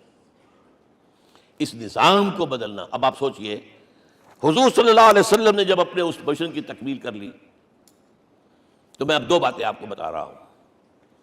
کیونکہ حضور کی بعثت صرف عرب کے لیے نہیں تھی، صرف عربوں کے لیے نہیں تھی، صرف ملک عرب کے لیے نہیں تھی. اگر یہ ہوتا تو آپ کا کام مکمل ہو گیا تھا، پورے عرب میں اللہ کی حکومت قائم ہو گئی، ایک ایک شخص تک قرآن پہنچ گیا. لیکن 5 جگہ قرآن میں آیا ہے وَمَا أَرْسَلْنَاكَ إِلَّا كَافَّةً لِلنَّاسِ بَشِيرًا وَنَذِيرًا. ہم نے نہیں بھیجا آپ کو مگر تمام انسانوں کے لیے بشیر اور نذیر بنا کر. لہذا کام مکمل نہیں ہوا. اس بات کہتا ہے وقت فرصت ہے، کہاں، کام ابھی باقی ہے. نور توحید کا اتمام ابھی باقی ہے. یہ بھی تکمیل رسالت کا مظہر ہے کہ حضور سے پہلے کوئی رسول پوری نوع انسانی کے لیے نہیں بھیجا گیا. آپ پہلے رسول ہیں اللہ کے اور آخری جو پوری نوع انسانی کے لیے بھیجے گئے. حضرت عیسیٰ نے بھی یہی کہا تھا اپنے حواریین سے، تو سینٹ پال نے اسے تبلیغی مذہب بنایا ہے. انجیل میں ابھی الفاظ موجود ہیں کہ I have been sent in search of the lost sheep of the house of Israel. میں تو اسرائیل کے گھرانے کی کھوئی ہوئی بھیڑوں کی تلاش میں بھیجا گیا ہوں، صرف بنی اسرائیل کے لیے. قرآن بھی کہتا ہے رسول اللہ بنی اسرائیل، واحد رسول ہیں جو پوری دنیا کے لیے بھیجے گئے. اچھا کہہ دینا تو آسان ہو گیا، اس کا مطلب کیا ہے؟ جب تک پوری دنیا پر اللہ کا دین غالب نہ ہو، محمد کا مقصد بعثت ہنوز شرمندہ تکمیل ہے. اور یہ ہوگا، اس کی خبر دی ہے. یہ ایک تحفہ میں لے کر آیا آپ کے لیے. 8 صفحے ہیں، لیکن یہ سمجھیے کہ یہ سونے کے حروف سے شد لکھے ہوئے ہیں. وہ احادیث، وہ آیات جن میں حضور نے خبر دی ہے کہ پوری دنیا پر اللہ کا دین غالب ہوگا. ہو نہیں سکتا کہ دنیا ختم ہو جائے اور محمد کا مقصد بعثت ابھی مکمل نہ ہو، ناممکن. جن آیات کو پڑھیے، ان میں پھر احادیث پڑھیے. میں صرف 2 حدیثیں آپ کو سنا دوں. ایک میں حضور نے اپنے زمانے سے لے کر قیامت تک کے 5 ادوار گنائے ہیں. آپ پڑھ لیجیے گا، ٹیکسٹ ہے یہ، اور خدا کے لیے اس کی قدر کیجیے گا. یہ آیات ہیں، احادیث پھینک نہ دیجیے خدا کے لیے کہیں. اور اس کے اندر جو ہے اس وقت کے جو مایوسی کے اندھیارے ہمارے اوپر چھائے ہوئے ہیں، اس کا علاج ہے کہ نہیں، اور بھی دور فلک ہیں ابھی آنے والے، ناز اتنا نہ کریں ہم کو ستانے والے. بہرحال حضور نے جب اپنا مشن عرب کی حد تک مکمل کر لیا تو اب ایک بات نوٹ کیجئے، خطبہ حجۃ الوداع 1.25 لاکھ کا مجمع. حضور نے اپنے اس خطبے میں اپنی تعلیمات کے جو اہم نکات تھے انہیں اور دہرایا 3 مرتبہ ایک بات کی ہے. لاؤڈ اسپیکر تو تھا نہیں. پہلے آپ ادھر رخ کرتے تھے، آپ کہتے تھے کچھ، ادھر لوگ آدمی آگے کھڑا ہوا اس کو آگے پہنچاتا اور آگے پہنچاتا تھا. پھر آپ سامنے رخ کر کے کہتے تھے، پھر بائیں طرف رخ کر کے 3 مرتبہ، ایک لفظ 3 مرتبہ. آخر میں ایک سوال کیا ہے، الا هل بلغت؟ دیکھو لوگوں میں نے پہنچا دیا یا نہیں؟ کیونکہ قرآن میں تحدید آئی تھی، اے نبی، یا ایھا نبی بلغ ما انزل الیک من ربک وان لم تفعل فما بلغت رسالتہ. اے نبی جو کچھ تم پر نازل کیا گیا ہے اللہ کی طرف سے پہنچا دو، اور اگر نہیں کیا تو رسالت کا حق ادا نہیں ہوگا. اور اس میں سورہ اعراف کی آیت نمبر 6 اگر پڑھ لیں، فَلَنَسْأَلَنَّ الَّذِينَ أُرْسِلَ إِلَيْهِمْ وَلَنَسْأَلَنَّ الْمُرْسَلِينَ. ہم ان سے بھی پوچھیں گے جن کی طرف رسولوں کو بھیجا، اور رسولوں سے پوچھیں گے ہم نے تمہارے پاس اپنا پیغام پہنچایا تھا، تم نے پہنچایا کہ نہیں لوگوں کو؟ اس لیے حضور نے گواہی لی، الا هل بلغت، دیکھو میں نے پہنچا دیا کہ نہیں. اور جواب کیا ملا؟ انا نشهد انك قد بلغت الرسالة واديت الامانة ونصحت الامة وكشفت الغمة. ہم گواہ ہیں حضور، آپ نے رسالت کا حق ادا کر دیا، امانت کا حق ادا کر دیا، ہماری خیر خواہی کا حق ادا کر دیا، اور گمراہی کے اندھیرے جو ہے انہیں چھانٹ کر رکھ دیا. اب آپ نے آسمان کی طرف نگاہ کی، انگشت شہادت سے وہی 3 مرتبہ اللہم اشہد اللہم اشہد اللہم اشہد. اللہ تو بھی گواہ ہے، یہ مان رہے. یہ ہے سائی آف ریلیف. یہ بوجھ جو میرے کندھے پر آیا تھا، انا سنلقی علیک قولا ثقیلا، یہ اب منتقل ہو گیا، اب امت کو منتقل ہوا. لہذا آخری لفظ کیا تھا؟ فَلْيُبَلِّغِ الشَّاهِدُ الْغَائِبَ، اب جو یہاں موجود ہیں ان کا فرض ہے کہ پہنچائیں ان کو جو یہاں نہیں ہے۔ میں صرف تمہارے لیے رسول نہیں ہوں، ایک ایک فرد نوع بشر تک دنیا میں جو اس وقت ہے، اور ایک ایک فرد نوع بشر جو آخر تک آئے گا قیامت تک، اس تک قرآن پہنچانا تمہارے ذمہ ہے۔ ہم نے نہیں پہنچایا، اسی لیے آج ہم اللہ کے عذاب میں ہیں۔ آج کیوں ذلیل کے کل تک نتی پسند گستاخی فرشتہ ہماری جناب میں، 1.5 بلین مسلمان، لیکن عزت نام کی کوئی شے ہے؟ G7 G9 G11 G13 G15 کوئی مسلمان بھی ہے ان میں؟ نہ 3 میں نہ 13 میں، نہ G7 میں نہ G15 میں، نن۔ اتنی بڑی تعداد، سیکیورٹی کونسل میں کسی سیٹ کی امید ہے؟ نن۔ آپ کے وسائل پر ان کا قبضہ ہے، آپ کی ٹیکسیشن کے احکام وہاں سے آ رہے ہیں۔ ریٹ بڑھاؤ، چینی کے اس کے بڑھاؤ، اور فلاں کے بڑھاؤ، اور بجلی کے بڑھاؤ، اور تیل کے بڑھاؤ، کیا ہو رہا ہے؟ کیوں ذلیل ہے؟ اور نمبر 2، آج دنیا میں خون اگر بہ رہا ہے تو صرف مسلمان کا ہو گیا، مانند آب ارضا مسلمان کا لہو۔ 60 سال سے کشمیر اور فلسطین، پھر درمیان میں صومالیہ، چچنیا، کوسوو، یہ سب بوسنیا، پھر آپ کو معلوم ہے فلپائنس، پھر جو کچھ ہوا افغانستان میں، اور جو کچھ ہوا اب ہو رہا ہے، جو کچھ ہوا عراق میں۔ یہ کیوں ہے؟ We are criminals number 1. We have not done our duty. ہم نے قرآن کو اپنا امام نہیں بنایا، دوسروں کے سامنے کیا پیش کریں گے؟ ہمارا اپنا سارا نظام سود کے اوپر مبنی ہے۔ بہرحال پہلا فرض یہ ہے، اب اس کو پہنچاؤ، اور یہاں تک فرمایا بلغوا عنی ولو آیۃ، پہنچاؤ میری جانب سے چاہے ایک ہی آیت، preach on my behalf۔ یہ کام جو ہے، جو کہا گیا تھا، واقعہ یہ کہ میں 50 برس سے کر رہا ہوں، یہ آج کی بات نہیں ہے۔ تکمیل اور تدوین فن میں جو بھی حفیظ کا حصہ ہے، نصف صدی کا قصہ ہے، 2-4 برس کی بات نہیں۔ میں میڈیکل کالج کے زمانے سے درس قرآن دے رہا ہوں، جب یہ طلباء کے اجتماعات کے درمیان درس قرآن ہوتا تھا، جماعت اسلامی کا رکن تھا تو درس قرآن ہوتا تھا، اور اس کے بعد سے میری زندگی کا بیشتر وقت اس میں لگا، بیشتر اور بہتر۔ یہ حضور کا حکم ہے، پہنچاؤ میری جانب سے چاہے ایک آیت پہنچاؤ۔ اچھا، نمبر 2، اب حکم دیا گیا، اس کی مثال میں دے رہا ہوں آپ کے سامنے۔ جب ایران کے ساتھ جنگ شروع ہوئی ہے تو سپہ سالار افواج ایران رستم نے وفد بلایا ایک، اے عربو، تم پہلے بھی ہم پر حملے کیا کرتے تھے، لیکن پہلے لوٹ مار کر کے واپس چلے جاتے تھے۔ یہ جان لیجئے، یہ ہسٹری کا ایک موقع ہے خاص، کہ ایک سیٹلڈ سویلائزیشنز ہوتی ہیں، اور ایک وہ جو رہتے ہیں سطح مرتفع پر، وہاں پانی نہیں ہوتا، وہ فصل کہاں سے آ جائے گی، یا ریگستان میں جو وہاں بستے ہیں وہ کیا کرتے ہیں؟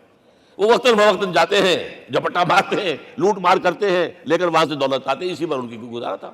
تو پہلے بھی آیا کرتے تھے، لوٹ مار کر کے چلے جاتے، اس دفعہ پیچھا نہیں چھوڑ رہے، وجہ کیا؟ ایسی پیاری، یہ کئی روایتوں میں آیا ہے، الفاظ مختلف ہو سکتے ہیں۔ جو مسلمان وفد کا سربراہ تھا اس کا جواب سنیے، انا قد ارسلنا، دیکھو رستم، پہلے ہم خود آتے تھے، اب ہمیں بھیجا گیا ہے، اللہ نے بھیجا محمد کو، محمد نے بھیجا ہمیں صلی اللہ علیہ وسلم۔ کس لیے؟ لنخرج الناس من ظلمات الجہالت الى نور الایمان ومن جور الملوک الى عدل الاسلام۔ اس لیے بھیجا گیا ہمیں کہ نوع انسانی کو شرک اور کفر کی جہالتوں سے نکال کر ایمان کی روشنی میں لائیں، اور بادشاہوں کے ظلم و ستم کے پنجے سے نجات دلا کر عدل اسلام۔ دیکھو ہمارا خلیفہ چٹائی پر بیٹھتا ہے، عمر رضی اللہ تعالیٰ عنہ، اس کے تو کوئی خدم و حشم نہیں ہے، کوئی باڈی گارڈ نہیں ہے۔ ایک آیا تھا سفیر ایران کا، مدینے میں آ کر گھوما پھرا، کوئی محل نظر نہیں آیا اسے، پوچھتا ہے مسلمانوں سے، اے نا ملک، بھائی تمہارا بادشاہ کہاں ہوتا ہے؟ جواب ملا، لیسا لنا ملکن بل لنا امیر، ہمارا کوئی بادشاہ نہیں، ہمارا امیر ہے۔ کہاں ہے بھائی؟ ہمارے بیت المال کے کچھ اونٹ گم ہو گئے تھے کہ بھائی ملے نہیں، ہمارا خلیفہ تلاش کرنے گیا۔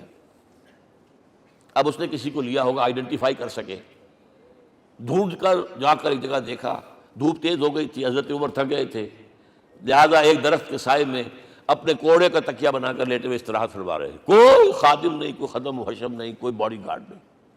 اس وقت وہ کھڑے ہو کر کہتا ہے عمر تم عدل کرتے ہو، تمہیں کوئی خوف نہیں ہے، ہمارے بادشاہ ظلم کرتے ہیں، لوگوں کا خون پیتے ہیں، انہیں ہر وقت ڈر رہتا ہے، انہیں اونچی اونچی فصیلیں چاہیے، انہیں باڈی گارڈ چاہیے، انہیں حفاظتی دستے چاہیے۔ یہ مثال پیش کی ہے نا، یہ کوئی فیری ٹیلز تو نہیں ہے، یہ تو آج کی تاریخ ہے، 1400 برس پرانی تاریخ ہے بھائی، کوئی پرانی نہیں ہے، کوئی 10,000 سال پرانی بات نہیں ہے۔ اور وہی عمر ہے، انہیں بلایا گیا ہے بیت المقدس، وہاں جو مسلمانوں کا محاصرہ تھا وہ طول کھینچ گیا، فصیل بہت اونچی مضبوط، اور اندر ہر طرح کا رسد بھی موجود ہے، راشن بھی ہے، پانی بھی ہے۔ عیسائیوں کا قبضہ تھا، عیسائی پادری آئے فصیل پر، مسلمانوں تم اگر قیامت تک بھی یہاں پڑے رہے محاصرہ کر کے، یہ کبھی فتح نہیں ہوگا شہر، ہاں یہ فتح ہونا ہے، ہماری کتابوں میں ہے، لیکن ایک درویش بادشاہ کے ہاتھوں فتح ہوگا، تمہارے اندر ہمیں وہ درویشی نظر نہیں آ رہی۔ وہ چونکہ کچھ عرصہ ہو گیا تھا، شام میں پہنچ گئے تھے، خربوزے کو جو کہ خربوزہ رنگ پکڑتا ہے، اچھا لباس پہننا شروع کر دیا، اور وہاں تھے امین هذه الامہ ابو عبیدہ بن الجراح رضی اللہ تعالی عنہ، یکے 10 مبشرہ، ان کا فوراً کلک کیا، یہ بادشاہ مدینے میں بیٹھا ہوا تو ہے، یہاں سے ریکویسٹ کی گئی ہے آپ تشریف لائیے۔ اب 700 میل کا سفر ہے، کوئی ذاتی سفر نہیں، کسی بیٹے کے کنووکیشن میں کے لیے نہیں گئے ہیں، کوئی انٹوریج نہیں ہے، کچھ نہیں، ایک اونٹ، ایک خادم، اور اسی اونٹ پر راستے کا راشن، لہذا ایک آدمی بیٹھ سکتا ہے۔ اب ایک منزل خلیفہ اوپر تشریف فرما ہے اور خادم مہار پکڑ کر آگے چل رہا، اگلی منزل خادم اوپر بیٹھا ہے اور خلیفہ مہار پکڑ کے آگے چل رہا ہے۔ جب آخری منزل آئی ہے تو باری ہو گئی اس خادم کی، اس نے ہاتھ جوڑ دیا، خدا کے لیے لوگ دیکھیں گے، مجھے ماریں گے، تمہیں شرم نہیں آئی؟ خلیفۃ المسلمین جو ہے وہ آگے آگے تمہارے چل رہے تھے، تم وہ براجمان تھے۔ حضرت عمر نے ڈانٹ پلائی، دوڑو دوڑو، نہیں، باری تمہاری ہے۔ وہ بیٹھا ہوا اوپر، حضرت عمر پھنکیل پکڑ کر آ رہے ہیں، اور بیچ میں کہیں کیچڑ آ گیا تھا، جوتیاں بھی ہاتھ میں پکڑی ہوئی ہیں۔ اب وہاں آتے ہی انہیں لے جایا گیا فصیل کے سامنے، انہوں نے اوپر سے اپنی کتابیں دیکھیں، ہاں یہی ہے درویش بادشاہ، یہ فتح نہیں ہوا تھا یروشلم، یہ ایک شرح کے طور پر انہیں دیا ہے، کھول دیا، آ جاؤ۔ اور انہوں نے شرط رکھوائی تھی کہ کہیں یہاں یہودیوں کو آباد نہیں ہونے دیں گے آپ۔ حضرت عمر نے اتنی رعایت کی تھی یہودیوں کے لیے کہ وہ یہاں آئیں، اپنے مقدس مقامات کی زیارت کر کے جا سکتے ہیں، لیکن یہاں سیٹل نہیں ہو سکتے، اس لیے وعدہ تھا۔ یہ وعدہ جو ہے سلطان عبدالحمید خان تک چلا ہے، بڑی سے بڑی رشوت پیش کی تھی زائنسٹ نے، تمہارے سارے قرضے ہم ختم کر دیں گے، تم جو ہے ہمیں فلسطین میں آباد ہونے کا حق دے دو۔ نہیں، جو معاہدہ عمر کا تھا اس میں میں کوئی ترمیم نہیں کر سکتا۔ تو یہ مثالیں ہیں جو پیش کی گئی۔ میں تو کہا کرتا ہوں، جب میں نے پڑھا تھا کہ کرنل جمال عبد الناصر کی بیٹی سائیکل پر جاتی ہے کالج، چون لائی کی بیٹی بھی سائیکل پر کالج جاتی ہے، احساس ہوا تھا عظمت ہے نا آخر، چاہے وہ کسی غیر میں ہو۔ اور واقعہ یہ ہے کہ میں بیان کرنے سے رہ نہیں سکتا، جب میں نے لال بہادر شاستری کے بارے میں سنا، he had no house in the whole of India۔ یہ تو بھارت کی ڈیموکریسی کا ایک معجزہ ہے۔ A person who doesn't own a house in the whole length and breadth of India and he rose to his position of prime minister۔ ہمارے یہاں کسی میونسپلٹی کا جو ہے ممبر نہیں بن سکتا، اس کی بیوی اپنے گھر میں خود کھانا پکاتی تھی، کوئی ملازم نہیں تھا۔ اور جب ہارٹ اٹیک ہوا ہے تاشقند میں، تو وہ جو مرتے دم بات کی ہے اس نے ماتا جی سے کی ہے، بیوی سے نہیں کی۔ یہ ہماری مشرقی روایات ہیں، ماں کا مقام۔ لیکن یہ تمام مثالیں جو ہیں، پوری نوع انسانی 10 مرتبہ پیدا ہو کر ختم ہو جائے، حضرت عمر والی مثالیں نہیں لا سکتے۔ رات کو گشت کر رہے ہیں، ایک جگہ سے رونے کی آواز آئی، معلوم ہوا کہ بچے ہیں، بھوکے ہیں، رو رہے ہیں۔ ماں سے پوچھا گیا کیا معاملہ ہے، کہ کیا کروں، کچھ نہیں ہے، میں نے یہ آنڈی چڑھا دی ہے، چولہے کے اوپر آگ جلا دی ہے، بچوں سے کہا بھائی کچھ پک رہا ہے، ذرا انتظار کرو، سو جائیں گے۔ کانپ گئے، ایسے ہی گئے سیدھے بیت المال، آٹے کی بوری اپنے غلام سے کہا میرے کندھے پر رکھ، پہلے چلتا ہوں، نہیں، قیامت کے دن تم میرا بوجھ نہیں اٹھا سکو گے۔ اپنے کندھے پر بوری رکھ کر لائے ہیں، کھانا پکوایا، کھلایا بچوں کو۔ اب اگر حضور یہ کہے کہ سید القوم خادم ہوں، تو یہ حقیقت تھی کہ نہیں تھی؟ ورنہ اگر یہ مثال نہ آتی تو کہتے جی شاعری تو اچھی ہے، بہت اچھا شعر کہہ دیا، کوئی سردار بھی کبھی خادم ہوا ہے۔ اب یہ ہے کہ یہ نظام دنیا میں، بس آخری بات پہ میں آ گیا ہوں، یہ خوشخبریاں میں آپ کے ساتھ یہ تحفہ لے کر آیا، یہ پڑھیے کہ نظام دوبارہ آنا ہے۔ محمد کی پیشن گوئی غلط نہیں ہو سکتی، وہ صادق المصدوق صلی اللہ علیہ وسلم۔ اگرچہ ابھی ہمیں اور سزائیں ملنی ہیں، اور سخت سے سخت سزائیں آنی ہیں۔ ابھی آرمگیڈون سر پر تنی ہوئی ہے، کھڑی ہوئی ہے، ملحمۃ العظمیٰ جسے حدیث میں کہا گیا۔ آرمگیڈون پتہ نہیں آپ نے کبھی سنا ہے کہ نہیں سنا ہے؟ یہ بائبل کی آخری کتاب جو ریولیشن جان ہے اس میں ہے کہ ایک بہت بڑی جنگ ہوگی، گریٹر اسرائیل بنانے کے لیے بہت بڑی جنگ ہوگی، and you set the stage has been set for that. NATO تیار اسی کے لیے ہو رہا ہے دوبارہ۔ کس لیے؟ نیٹو چیف سے پوچھا گیا تھا کہ تمہارا دشمن جو تھا یو ایس ایس آر تو ختم ہوا، گھٹنوں کے بل پڑا ہوا ہے، اب کس کے لیے اس کو ایکسٹینڈ کر رہے ہو اور آرگنائز کر رہے ہو؟ اب ہمیں مسلم فنڈامنٹلسٹ سے نپٹنا ہے۔ یہ ہے وہ کروسیڈ جو شروع ہوئی۔ یہودی اور عیسائی نیو کنزرویٹوز، نیو کونس، یہ دونوں جڑے ہوئے ہیں، ایک 5 پوائنٹ ایجنڈا ہے ان کا جس پر دونوں کا اتفاق ہے۔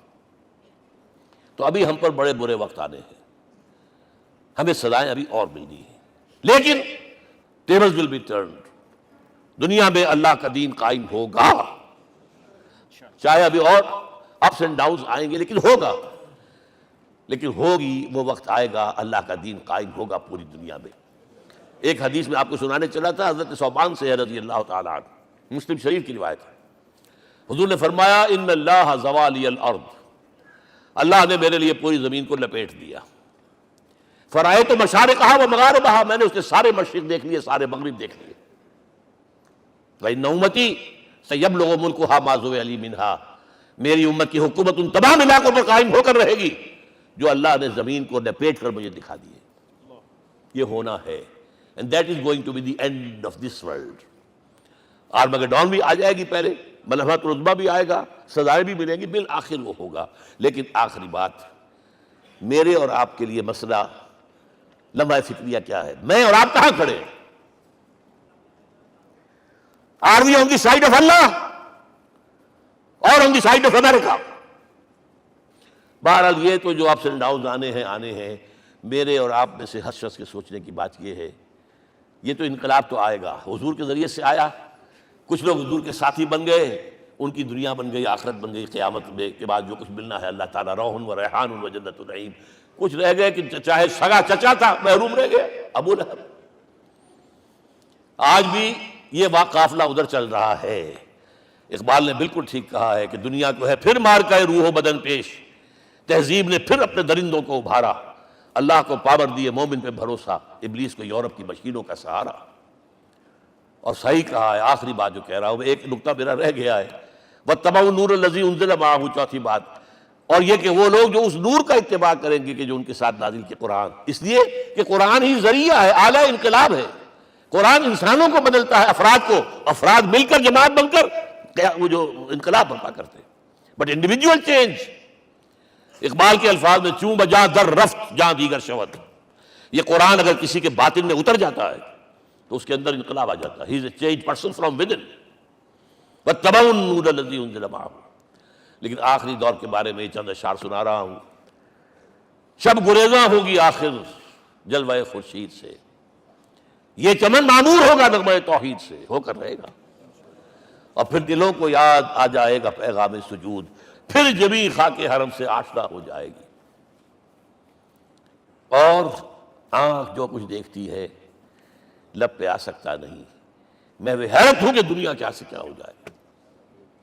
آب روان کبیر تیرے کنارے کوئی دیکھ رہا ہے کسی اور زمانے کے خواب، وہ زمانہ آنا ہے، لیکن دیکھنا یہ ہے کہ میرا اور آپ کا اس میں کتنا حصہ ہے۔ اقول قولی ھذا واستغفر اللہ لی ولکم ولسائر